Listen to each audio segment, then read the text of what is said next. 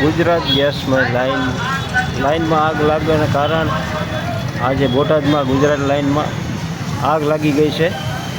Gas લાઈનમાં ગુજરાત ગેસમાં બોટાદના Gadhada road ઉપર આગ લાગી છે. ગઢડા રોડમાંથી ગુજરાત ગેસ લાઈન પાઇપલાઇનમાં આગળ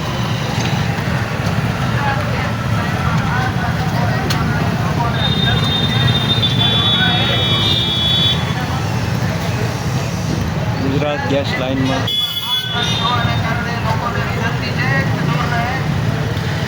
ગેસ લાઈનમાં આગ લાગવાના કારણે લોકોને